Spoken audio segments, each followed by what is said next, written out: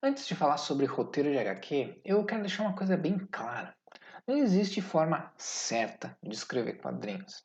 Aliás, dificilmente você vai encontrar qualquer regra em produção artística, narrativa ou não. O que acontece normalmente são fórmulas, ou, se você ficar incomodado com essa palavra, ferramentas, estratégias, técnicas que facilitam a vida do contador de histórias e que costumam funcionar de uma maneira geral. Mas na arte tudo depende. Não é porque você faz tudo usando fórmulas bem estabelecidas que as pessoas vão gostar dessa história automaticamente. Mas também não é jogar fora todo esse conhecimento coletivo adquirido ao longo das eras que vai te fazer um gênio subversivo. No caso específico de escrever quadrinhos, eu vou falar nesta e nas próximas lições mais da questão técnica, né, dos tipos de roteiro e como eles são tradicionalmente utilizados. Não é que você precise usar um deles ou que tenha que usar exatamente do jeito que a maioria usa. Na verdade, eu acho que se você colocar o roteiro da maioria dos roteiristas profissionais lado a lado, cada um vai ser pelo menos um pouco diferente um do outro. Quando a gente fala de contar histórias, o ponto é sempre menos sobre se você tem que usar certas técnicas e mais como você deve usar. Porque o que importa é o resultado final, né? Ou seja, uma boa história. O processo que funcionar para chegar até isso está valendo. Mas a primeira coisa que a gente precisa saber é por que é necessário um roteiro de quadrinhos. Por enquanto, não pense no roteiro em termos de algo que tenha que ser escrito em palavras. Pense no roteiro para sua função, organizar a história que vai ser contada. Ou seja, como ela vai ser contada, os personagens que serão utilizados, onde a história se passa, o que acontece com quem, como a história começa, como ela termina e assim por diante. Se você se basear nessa descrição, seu roteiro pode ser feito de várias maneiras. Você pode usar palavras no papel, mas também pode gravar um áudio seu contando o que acontece, ou usar um monte de fotos ilustrativas e por aí vai. Mas você também precisa pensar que a função do roteiro está em criar um mapa claro da narrativa para ser facilmente compreendido por quem vai desenhar. Pode ser que o desenhista seja você, pode ser que seja outra pessoa, pode ser que seja alguém que more com você, pode ser alguém que está a um país de distância.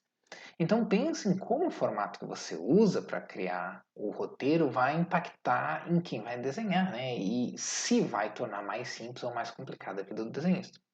É óbvio que eu dei alguns exemplos que são meio contraintuitivos, né? Dificilmente alguém vai criar todo um roteiro em áudio e ficar ouvindo enquanto está desenhando. Mas a ideia era você entender o roteiro primeiro pela função, não pelo formato. Tradicionalmente, roteiros de quadrinhos são escritos ou digitados, né? Usando linguagem escrita. Apesar que podem também ser desenhados, mas falamos sobre isso depois. Nos quadrinhos americanos existem dois tipos de formato de roteiros mais tradicionais: o argumento prévio e o roteiro completo. 99% das vezes um roteiro profissional vai cair num desses dois formatos ou numa mistura dos dois. O argumento prévio é popularmente conhecido como o método Marvel, porque foi criado pelo Stan Lee nos anos 60 para dar conta do volume de histórias que ele tinha que fazer, que era uma porrada. O processo dele era basicamente o seguinte: primeiro ele mandava para os desenhistas um argumento, ou seja, uns parágrafos, né, sobre o que acontecia na história, né, de uma forma geral. Os desenhistas desenhavam a história só no lápis, entregavam para o Stan Lee, que a partir disso escrevia as legendas, os diálogos e os efeitos sonoros. Depois tudo isso ia para o letrista para colocar os textos, depois para o arte finalista para finalizar a história, renderizar as páginas desenhadas e por último para o colorista. Isso Stan Lee fazia bem no começo, quando trabalhava com artistas do calibre do Jack Kirby, Steve Ditko e John Romita.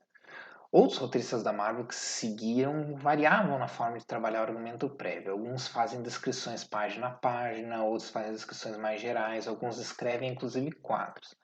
Mas a visão geral é que esse formato de roteiro é um pouco mais solto e deixava o desenhista com bem mais liberdade para criar em cima. As vantagens desse tipo de formato para o roteirista é que essa dinâmica dá muito mais poder ao desenhista, que pode trabalhar aspectos como ritmo, enquadramento, transições entre quadros, atmosfera e até mesmo incluindo informações narrativas que melhorem a história. Então, você não precisa ter tanto conhecimento sobre narrativa gráfica, pois quem vai lidar diretamente com isso é basicamente só o desenhista. Além disso, pode ser que o roteirista crie textos melhores, como diálogos, por exemplo, só de ficar inspirado pela arte do desenhista, ou ter uma ideia bem melhor do que quer dizer quando recebe as páginas já desenhadas. A desvantagem é que o roteirista tem muito menos controle da sua HQ, da sua narrativa, né? Que é um esforço muito mais colaborativo. quadrinho é colaborativo de qualquer maneira, se mais de uma pessoa estiver trabalhando nele, né? Mas no argumento prévio há diversos aspectos narrativos que vão ser estabelecidos pelo desenhista e muitas vezes não pelo roteirista. Então, o roteirista, vamos dizer assim, ah, entrega muito mais do controle da narrativa para o desenhista. Nesse exemplo aqui, a gente tem um trecho da história Meninos e Monstros, que tem 2 páginas no total, com história escrita por mim e desenhos de Adam Marini. Nesse exemplo aqui, a gente tem um trecho da história Meninos e Monstros, que tem 2 páginas no total, com história escrita por mim e desenhos do Adam Marini, e já dá para ter uma ideia de como funciona. Na verdade, eu não fiz essa história como argumento prévio, não é o estilo que eu costumo usar, mas eu fiz esse trecho aqui como exemplo para você entender como funciona. Essa seria a primeira versão do meu argumento prévio, que eu passaria para o desenhista fazer os desenhos. Depois disso, né, ele me mandaria de volta os desenhos para eu escrever os textos, né, diálogos, sons e tal, que o letrista depois ia colocar nas páginas.